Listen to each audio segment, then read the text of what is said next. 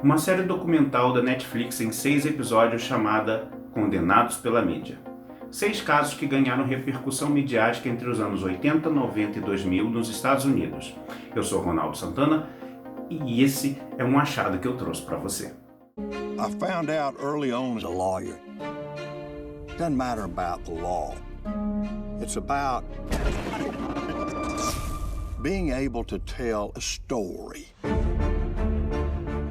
6 casos bem distintos, mas com uma coisa em comum: a interferência da mídia na opinião pública e o impacto que isso causou nos julgamentos destes casos. Vou fazer breves comentários sobre cada um dos episódios. Eu não vou evitar spoilers porque são casos públicos e não faz muito sentido esconder os vereditos. O ponto aqui não é quem foi preso ou não, e sim o processo de como esses casos se desenvolveram.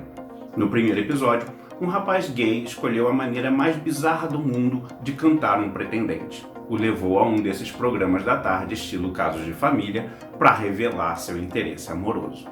O ano era 1995 e Jonathan deixou claro que era 100% heterossexual. O show terminou, todos foram para casa, mas Scott Amador insistiu em suas investidas e Jonathan decidiu que tinha que resolver esse assunto de uma vez por todas. Comprou uma arma, matou Scott e depois se entregou à polícia. A defesa de Jonathan tentou responsabilizar o programa pelo constrangimento que viria a gerar o assassinato, mas não colou e ele foi preso. Porém, longe de acabar o assunto, a família de Scott, a vítima, resolveu processar a Warner, que em todo esse julgamento foi quem ganhou com toda a cobertura do caso e a exploração da desgraça dessas duas famílias. Outra coisa em comum em todos os episódios é a postura dos advogados, sempre querendo usar a mídia como forma de interferir nos vereditos. Advogados vaidosos usando casos de grande repercussão para fazer fama e carreira. Eu queria aproveitar para pedir desde já o seu like e te convidar a se inscrever no canal para ver mais dicas como essa e a conhecer as outras playlists sobre literatura, animação e curiosidades sobre as produções que eu fiz parte, como Turma da Mônica, Meu Amigãozão e outras. Mas, voltando. O segundo episódio é sobre o justiceiro do metrô. Bernard Goetz atirou em 4 rapazes negros no metrô que o intimidaram e supostamente tentaram assaltá-lo. New York, em 1984, era a cidade mais violenta da América e toda a comunidade ficou a favor de Goetz. Ele foi visto como um Charles Bronson da vida real, tanto que no primeiro julgamento foi inocentado. Mas a coisa não era tão simples assim, porque nem todos os baleados realmente o tinham agredido, e um dos rapazes ficou paraplégico, e sua mãe querendo justiça de verdade.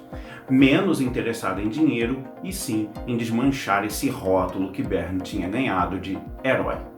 Esse tema do racismo também foi explorado no episódio 3, intitulado 41 Tiros. O caso do imigrante africano Amadou, que foi morto na porta de casa no Bronx com 41 tiros disparados por 4 policiais brancos que acharam que ele estivesse armado, sendo que não estava. Ele não tinha cometido crime algum. Sua mãe veio da Guiné para entender melhor o que tinha acontecido e encontrou em meio à comunidade negra o apoio que precisava para lutar por justiça e por uma outra coisa que até então a mídia ignorou, solenemente: quem era a vítima, pois todos os noticiários se referiam a ele como o imigrante que trabalhava de ambulante. Embora a vítima brutal de um crime absurdo, de alguma forma sua biografia era absolutamente irrelevante, pois nem seu nome aparecia nas matérias. No quarto episódio, o foco muda e o assunto vai para o campo da corrupção. Richard Scrutch era o dono de uma empresa de saúde chamada Health South nos anos 90 e foi acusado por seus contadores por fraude e lavagem de dinheiro. Por ser um cara que tinha vindo do nada e vivia o sonho americano, sua queda foi vista com muito bons olhos por todo mundo.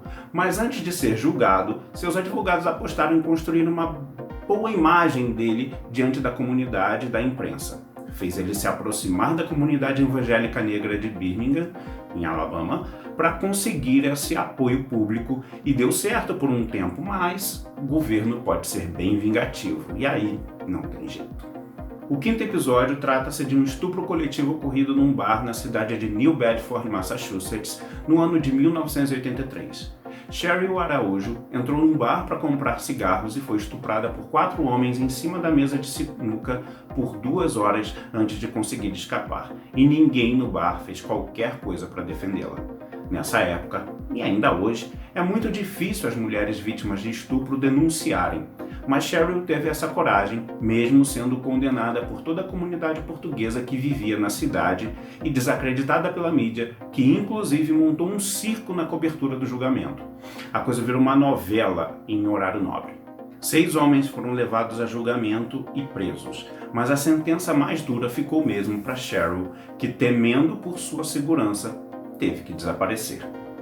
O 6º e último episódio é uma apoteose de corrupção. Conta a história política de Rod Blagojevich, genro do vereador Dick Mel. Rod se elegeu deputado, depois foi ao Congresso e logo chegou a governador de Illinois, Chicago, pelo Partido Democrata em 2003. Rod entendeu que uma campanha política necessita de dinheiro, muito dinheiro, e nos seus esforços para levantar recursos de campanha, ele teve uma ideia.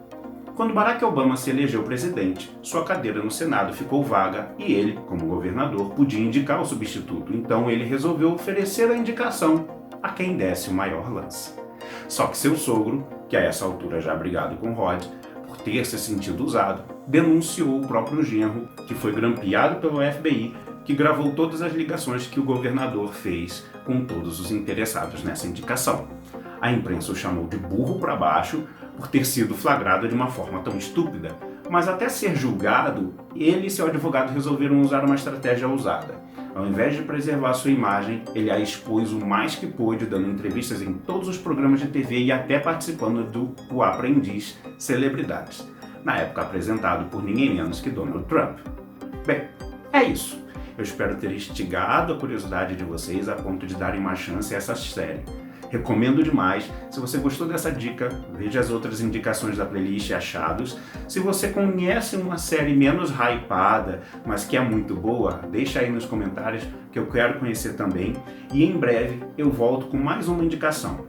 Sempre tenho vídeos às terças e sextas, às vezes no domingo também. Então, se inscreve, ative o sino de notificações. Nos vemos no próximo vídeo. Valeu! Stop the cameras. Let's stop right here.